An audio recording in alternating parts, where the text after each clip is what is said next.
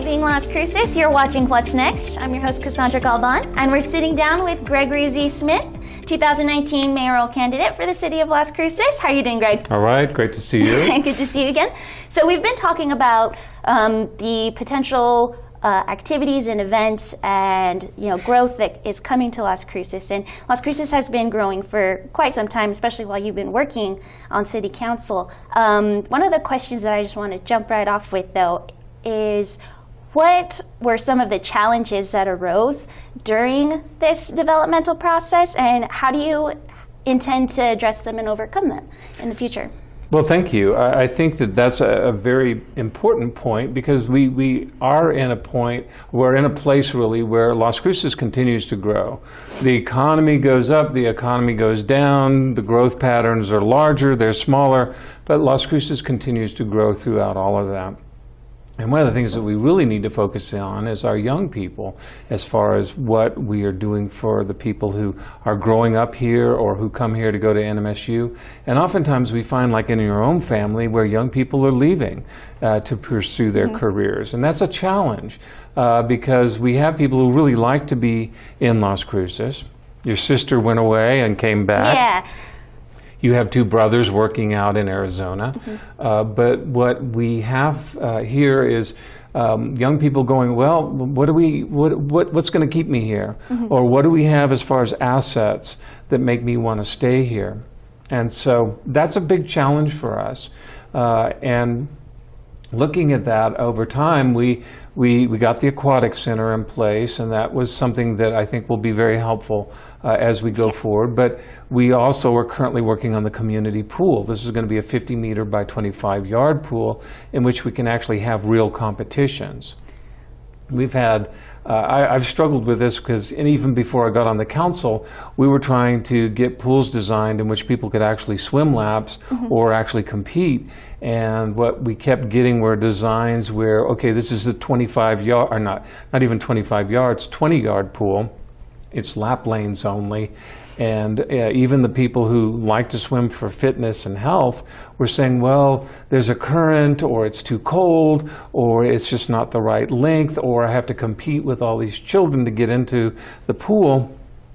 So I'm really thinking where this area that you see on the picture right now, to the north of the aquatic center, is where this community pool is going to go. That will broaden opportunities for our young people. It'll broaden, because swimming is an activity that people can do at almost any age. So that's one of the things that's been a challenge, but we're getting it in place, and I think that's really critically important. But we also have other parts of town or other activities where our young people, in addition to having job opportunities, we're looking at how do we get things in place for them where they can enjoy things like soccer. Or even just have access to the field. Or have access to the field when there's not an organized soccer activity going on. Yeah, because currently you can't. I've learned that recently. Well, and that's not too far from your home. Yeah, so it would be really nice to be able to use that facility when no one else is. Like, I don't mean to impose on. Well, and we want people to be able to use our Yeah. parks. We want them to be able to, on the spur of the moment, say, I'm going to go out and have a good time playing a pickup game of whatever, soccer, cricket, or something. And so we also, of course, want those things to be available to the organized leagues and those things. So I will be talking with the soccer enthusiasts this week actually, at Picacho Roasters.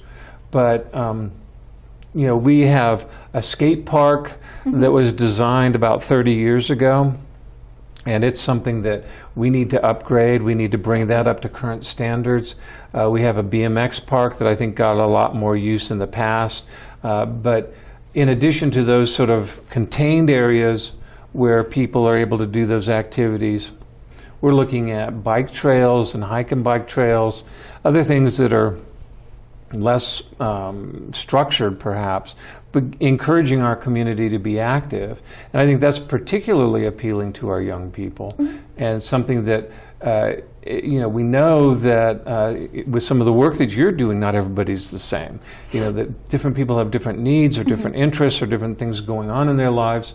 And so Not everybody's going to want to play soccer. Not everybody's Yeah. going to want to play basketball. Not everybody's going to be good at baseball. Yeah. How do we make sure we have that range of opportunities for And people? what were some of the ideas for those alternative interests? So, you know, you have like the development of the skate park or potentially like other locations. What about venues? What sort of things do you Well, see we're coming here? looking at upgrading the current skate park. You know, it was put there with best intentions, but we need to bring it up to current standards, current safety standards, current interests. We also need to look at other locations where skate parks can be. I've mentioned before that I think an optimal location would be something near downtown. We have a lot of people skateboarding on the sidewalks where that sometimes interferes with people walking.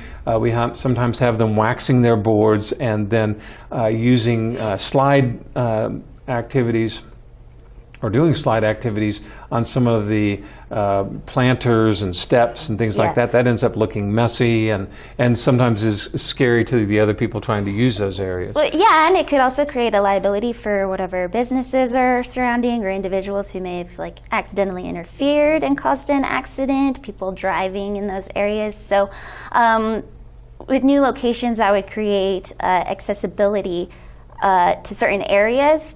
But what about transport in order to get to those places? Well, that's another piece that I think we need to be doing more of.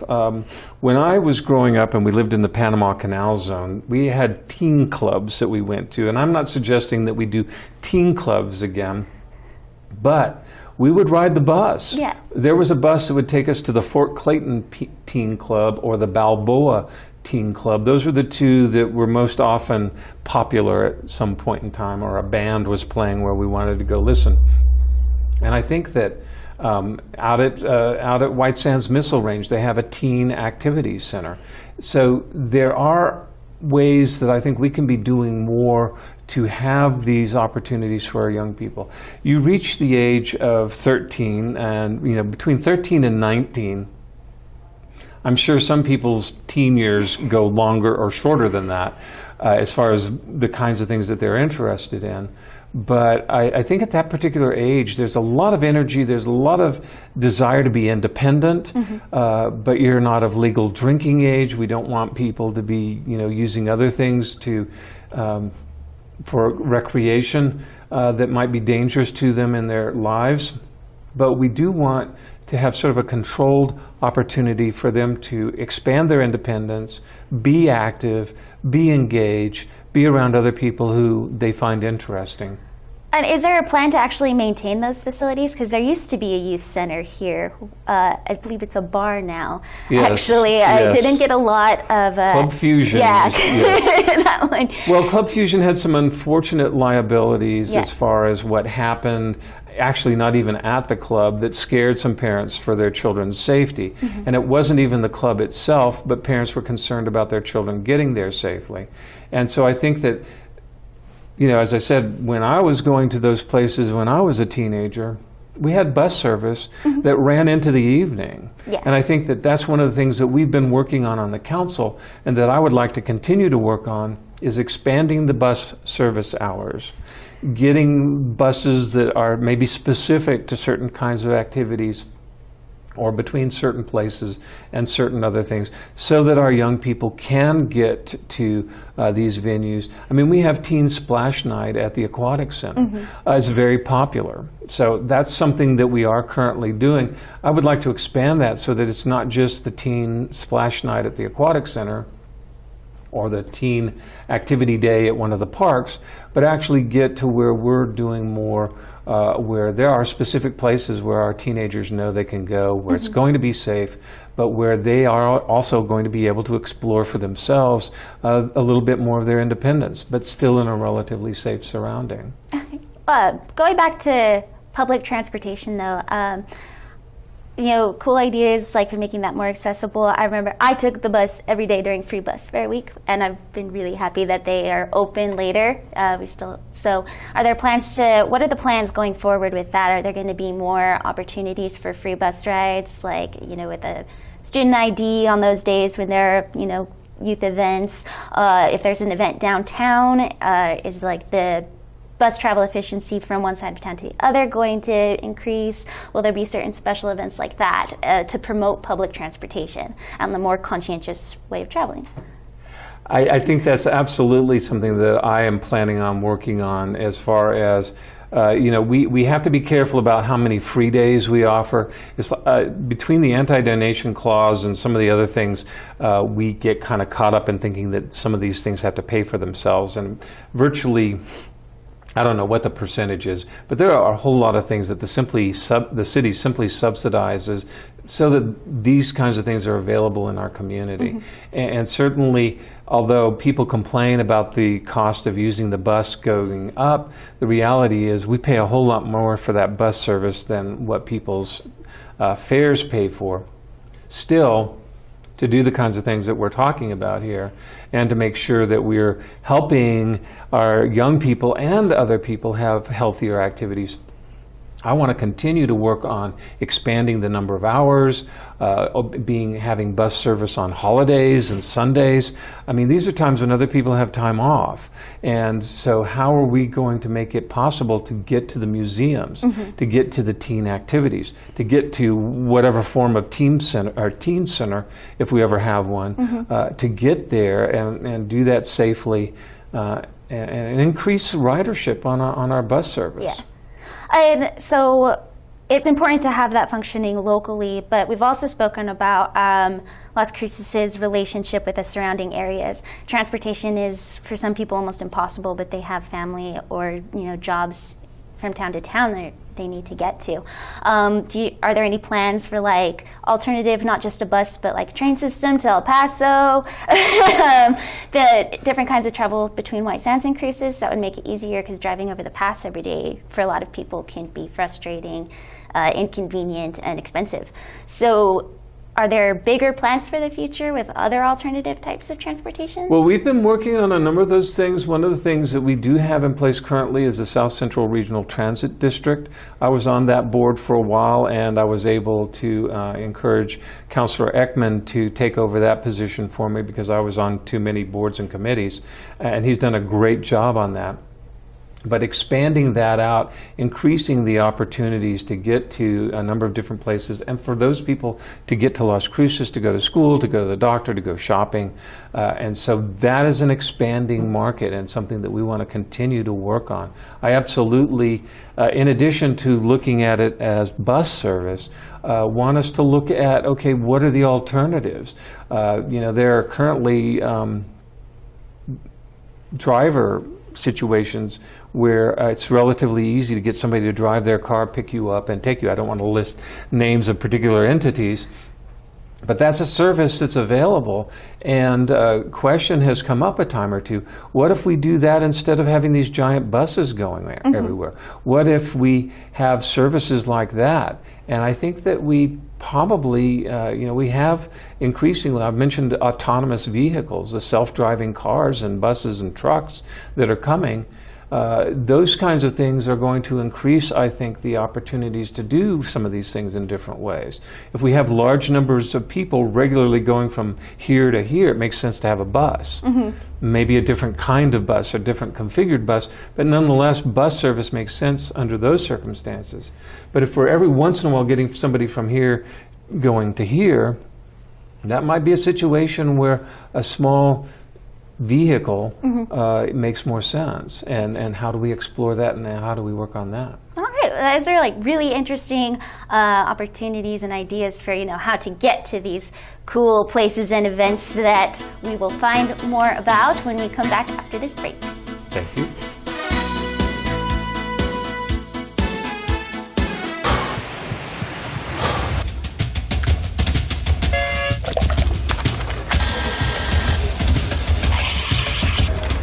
So great, you can do all these different gears, like one hand. Okay. Nice. Guys, not all.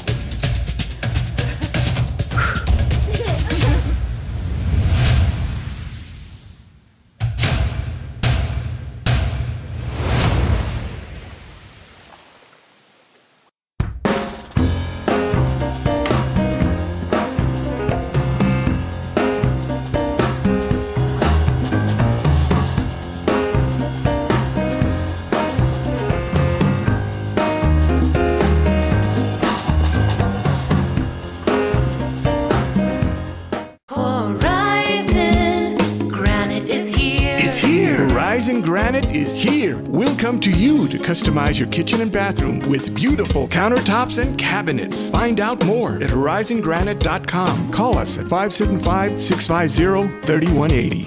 Horizon Granite is here. It's here. Make yourself a beautiful home. Hi, I'm Ray Bamberg with Here on Earth. I would like to invite you for a free hearing evaluation to our office. We've been here in southern New Mexico for 34 years helping people hear better.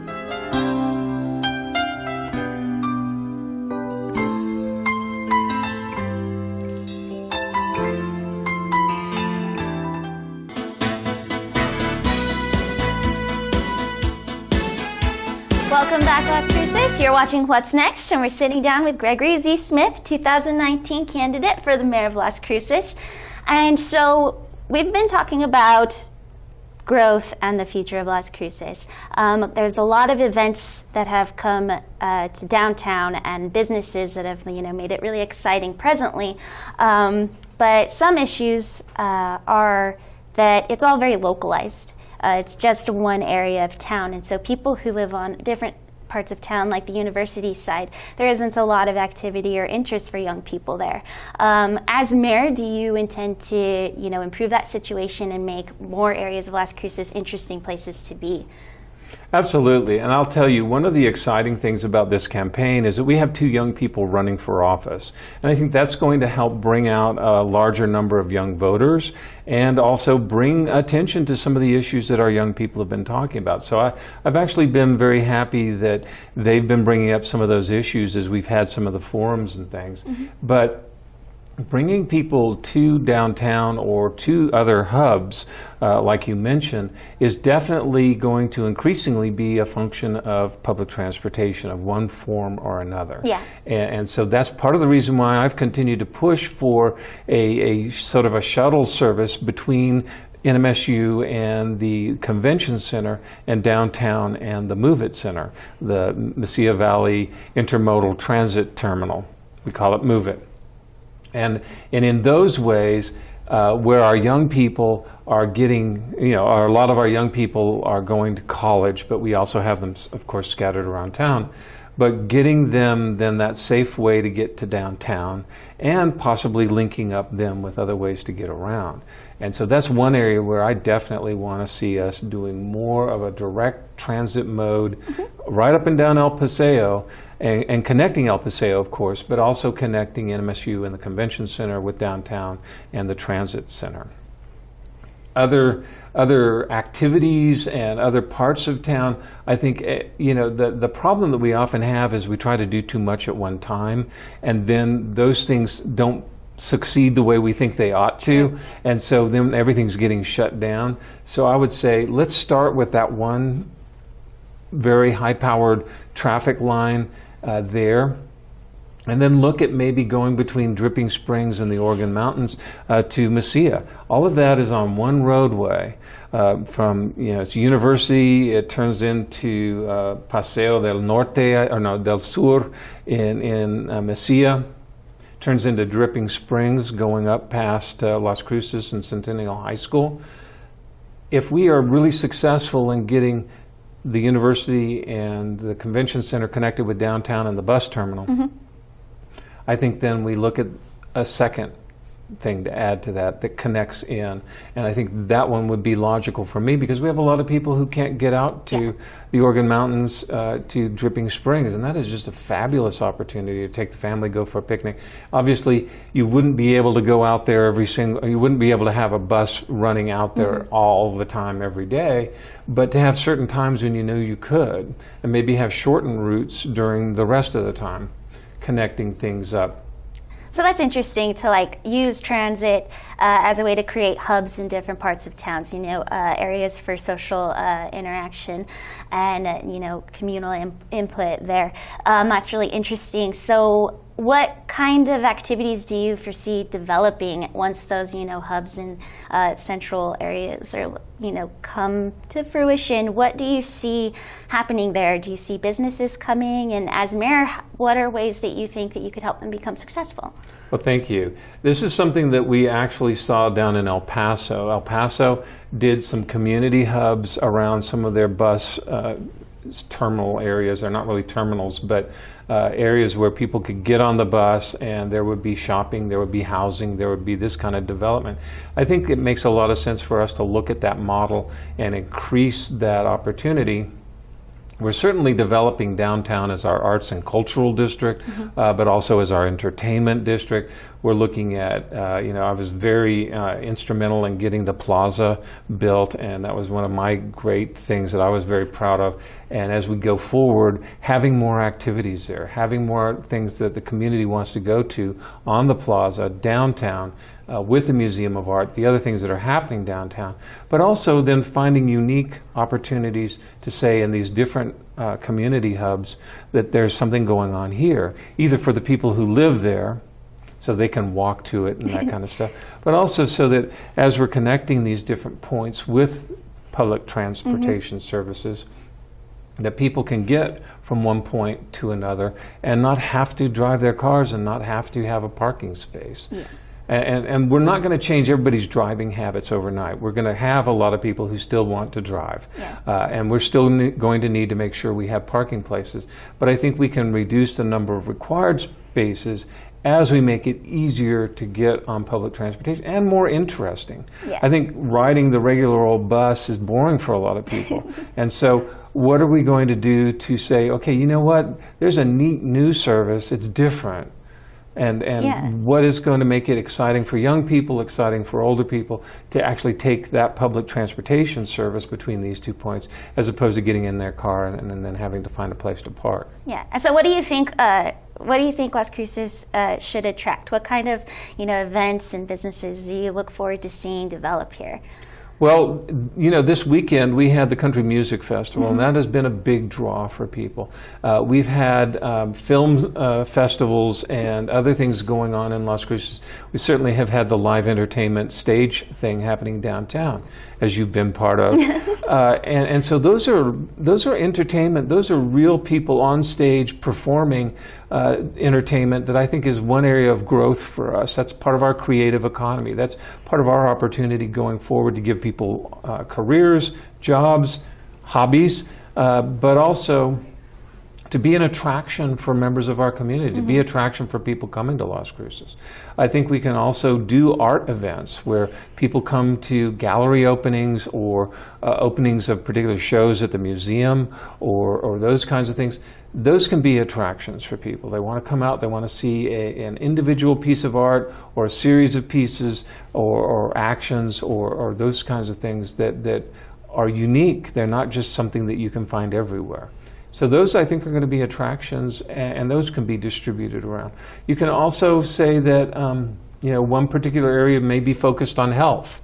We may have, with the Aggie Uptown, sort of a focus on health near the Memorial Hospital.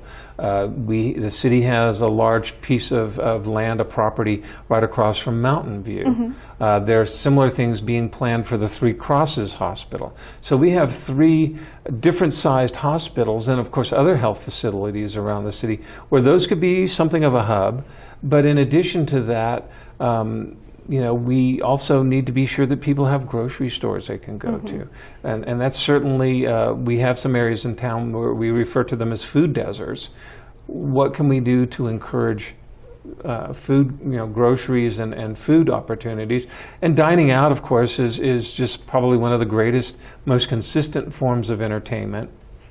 So making sure that in each of these locations where we're talking about there being a community hub, having places where people can dine, shopping opportunities, but probably more than anything, places where people can sit down and enjoy a unique and wonderful meal, probably with green chilies, but something that works for us in that way. All right.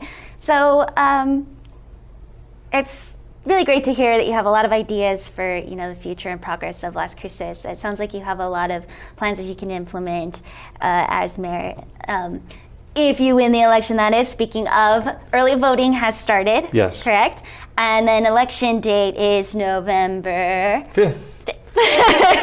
It is from 7 in the morning to 7 in the evening, and we have convenience centers all over the county. Okay. So people will be able to vote if they're going to work in Hatch or in Anthony or Sunland Park. There will be convenience centers where people can vote.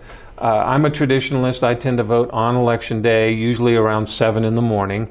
But a lot of other people have been using the early voting opportunities. We also know that there's some people using absentee voting opportunities. Please just make sure that if you're doing the absentee voting, that you're making sure everything's secure and that nobody else is trying to tell you, how to mark your ballot. But I think we've just made it so easy, and I'm looking forward to getting a large voter turnout for this election. And for anyone who may feel like they've missed a chance, is there still time to register to vote? Yes, New Mexico has instituted same-day voting. There are some details about that as far as making sure you're registered in enough time to vote. But basically, going right up to Election Day, you can vote. You can register, and we're encouraging people to be registered. I look at the fact that we have several young people running in this election, not just in the mayor's race, but in some other of the races, and that hopefully will encourage young people to make sure they're registered and voting. All right, so it's good to know that not all hope is lost if we've managed to spurn some new voters and younger voters. Any final words that you'd like to say before we sign off for today? Well, I'm very excited about this election. I was pushing hard for us to get the ranked choice voting, and so I want to be sure that people are using that fully. Mark the people you know, mark the people you think will do a good job, leave blank the ones you don't know anything about or feel won't do a good job. And then make sure that if you are able to and in good conscience, mark Gregory Z. Smith as your first choice. My name is the second one on the ballot. Please mark that one first, or wherever you feel conscientiously you can, but it will really help if that's your first choice on the ballot. All right, thank you so much for your time today, Greg. And thank you for viewing Cruces. You've been watching What's Next with Gregory Z. Smith.